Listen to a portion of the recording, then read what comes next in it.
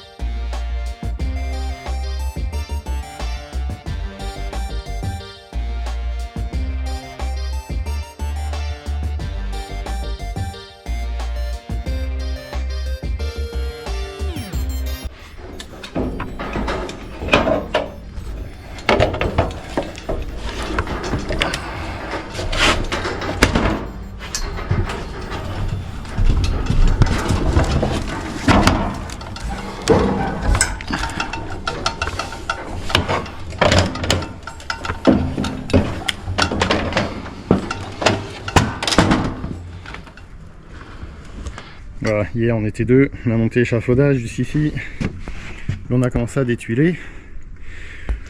Aujourd'hui je suis tout seul, je vais pas m'embêter à descendre des tuiles au seau, de toute façon on voit ici, elles se cassent, elles ont gelé, il y a tous les petits crochets qui s'en vont, elles sont pas en super bon état, donc je vais pas spécialement les conserver. Du coup je vais les faire tomber directement à l'étage du dessous à travers le pare-pluie qui de toute façon je vais enlever aussi. Vous voyez, les lattes a été mis n'importe comment, il n'y a pas de contre-latte, il n'y a pas vraiment de laminaire qui circule et donc ça va pas. Donc de toute façon nous on l'a refait. Et comme je le disais, en fait tout ce mur là, on va le rehausser. La toiture on va la remonter comme ça. Ici il reste au même niveau, mais voilà, donc là je vais continuer à détuiler tranquillement.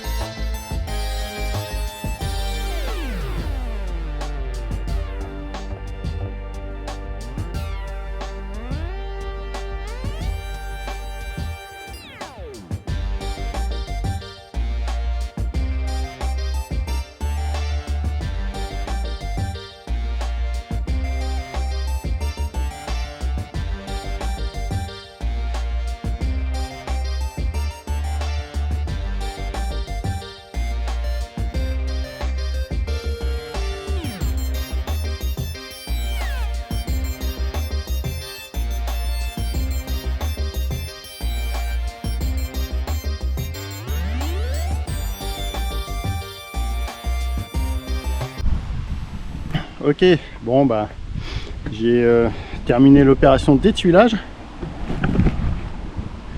Vous pouvez le voir, il n'y a plus de tuiles. Le pare-pluie il était dégueu de toute façon. Les lattes, vous voyez, direct en travers comme ça, pas de contre-latte dans le sens du chevron. Là-bas il y a un chevron qui est complètement bouffé. Donc dans tous les cas il aurait fallu la refaire. Donc voilà, autant la démonter. Maintenant je suis donc soumis aux intempéries. Donc là on est le week-end. Je vais délater, je vais enlever le pare-pluie, les Velux, les chevrons, la poutre en travers. On va enlever tout ça, mettre propre. Je vais aussi sûrement nettoyer le chéneau là, parce qu'il est sacrément dégueulasse. Il a dû jamais être fait. Là-bas de toute façon il est bouché, c'est là-bas où ça s'évacue et en fait ça s'évacue par le trop plein. Donc ça m'étonne pas qu'il y ait des choses de boucher et que ça soit tout pourri partout là. Je vais sûrement faire tomber la cheminée là et m'attaquer à celle-là parce que j'ai pas assez de gravat à évacuer, donc je vais en rajouter un petit peu. Et voilà, on va s'occuper de ça et puis je vais me dépêcher de commander tout mon matériel pour la charpente, l'isolation par extérieur de la toiture ainsi que les tuiles. Alors après j'espère avoir en premier tout ce qui est bois et pare-pluie, isolation. Les tuiles ça peut venir dans un second temps, mais à partir du moment où j'aurai mon pare-pluie ça sera déjà un petit peu plus tranquille. Je serai en tout cas hors d'eau pour la partie habitation en dessous.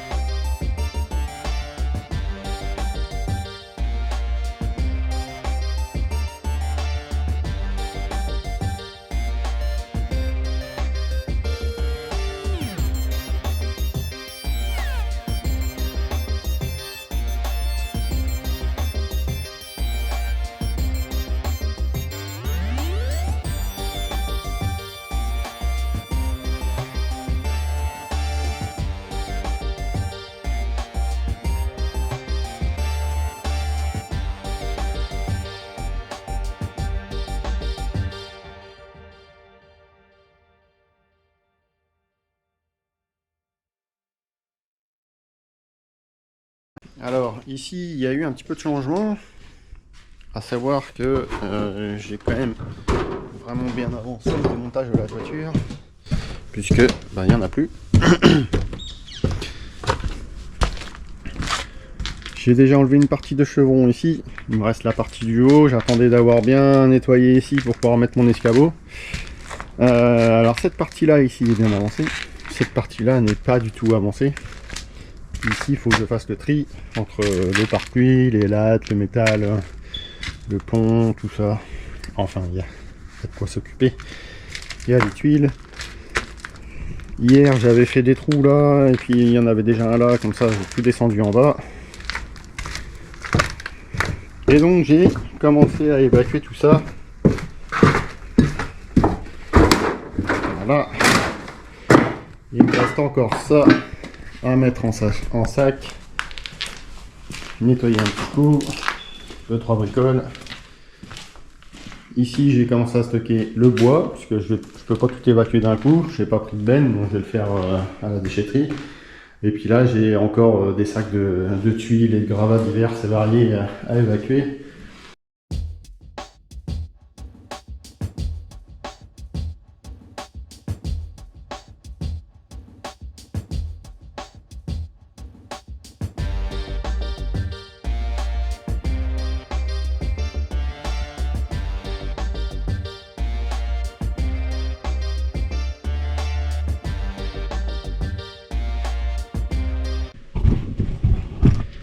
Quand je pense à tous les gravats qui sont en bas, je suis déjà déprimé d'avance. Je sais que ça va faire 50 sacs de gravats à emmener, ça va être génial. Allez, on va enlever ça.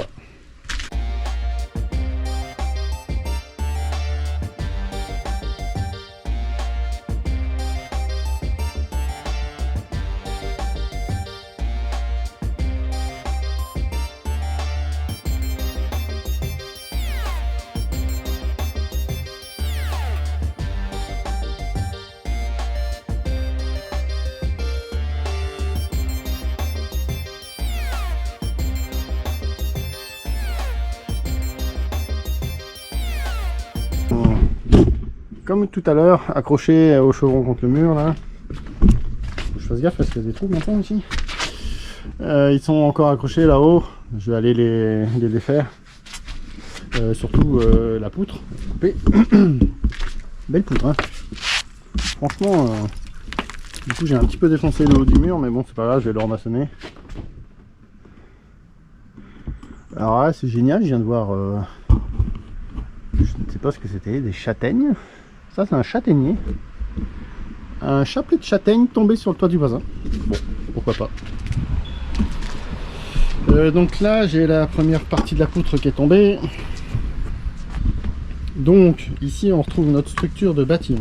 Alors que je vous explique un peu. Là c'est le mur chez moi, enfin mitoyen. Et là ici on a le chéneau, mitoyen avec le voisin. Et en fait le mur s'arrête ici, revient là, continue ici, tout droit et repart là-bas. Sauf que tout ce qui est là, c'est-à-dire entre le chéneau mitoyen et mon mur à moi, c'est à moi. Là vous voyez il y a à peu près allez, 90 cm de large, une cheminée super, voilà. Ici il y avait le toilette, donc c'est bien à moi. Sauf que tout ça c'est quasiment du volume perdu si on fait pas quelque chose, en sachant que là on voit peut-être pas dans le trou, mais on voit directement chez le voisin, c'est pas totalement fermé. Donc le plan de je fais une réhausse parpaing tout le long, comprenez que là c'est absolument pas possible. C'est pas possible parce qu'il y a trop de choses à bouger, y compris refaire de la toiture du voisin, et ça c'était pas trop prévu dans le plan. Donc la solution c'est que là-bas et là tout le long ici, je vais remonter une ossature bois de mon côté en 145 isolé, en 145 mm de fibre de bois. Ce mur là je vais l'enlever entièrement, tout ça là jusqu'en bas, je le descends, je l'enlève. La cheminée, je l'enlève. Avec ma réhausse de toiture, évidemment. Je l'arrête pas au niveau du mur, hein. Je la remonte d'1 mètre. Et sur cette ossature bois, je viendrai appuyer ma charpente. Mais le but surtout, c'est que je récupère 90 cm en bas. Quasiment 90 cm, moins l'ossature, hein, évidemment, mais ça va agrandir ma pièce. Et puis, du point de vue aménagement, on est quand même plus confort.